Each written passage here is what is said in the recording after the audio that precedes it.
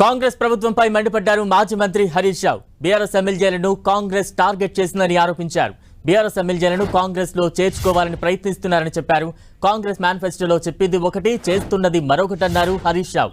BRS ఎమ్మెల్యేలను కాంగ్రెస్ లో చేర్చుకునే కుట్ర జరుగుతోందన్న హరీష్, ఎమ్మెల్యేలు వినకపోతే బెదిరిస్తున్నారని ఆరోపించారు. కాంగ్రెస్ పార్టీ కూడా బీఆర్ఎస్ ఎమ్మెల్యేల మీద టార్గెట్ పెట్టుకొని పనిచేస్తూ ఉన్నారు. ఏదో రకంగా బీఆర్ఎస్ ఎమ్మెల్యేలను కాంగ్రెస్ పార్టీలో చేర్పించుకోవాలి. చెప్పేదేమో శ్రీరంగ నీతులు. కాంగ్రెస్ పార్టీ మేనిఫెస్టోలో ఏం పెట్టారు?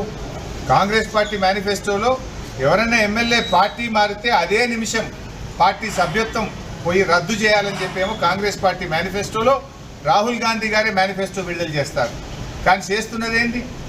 ఇవాళ బీఆర్ఎస్ ఎమ్మెల్యేల ఇండ్ల చుట్టూ తిరుగుతూ బీఆర్ఎస్ ఎమ్మెల్యేలను కాంగ్రెస్ పార్టీలో చేర్చుకోవడానికి కుట్రలు చేస్తూ ఉన్నారు. వినకపోతే ఆ ఎమ్మెల్యేలు టార్గెట్ చేయడం, అక్రమ కేసులు పెట్టడం, భయభ్రాంతులకు గురి చేయడం, కుటుంబ సభ్యుల్ని ఇబ్బంది పెట్టడం ఇది జరుగుతూ ఉంది. ఇవాళ ప్రజలన్నీ కూడా గమనిస్తూ ఉన్నారు. ప్రజలు మీకు అవకాశం ఇచ్చింది ప్రజలకు మేలు చేయమని, ప్రజలకు ఇచ్చిన హామీలు అమలు చేయమని. కానీ ప్రజలకు ఇచ్చిన హామీలు వదిలిపెట్టినరు. ప్రతిపక్షాలను బలహీనపరుస్తాం, వినకపోతే ప్రతిపక్షాల మీద కేసులు పెట్టి ఇబ్బంది పెట్టామని ప్రయత్నం చేస్తూ ఉన్నారు.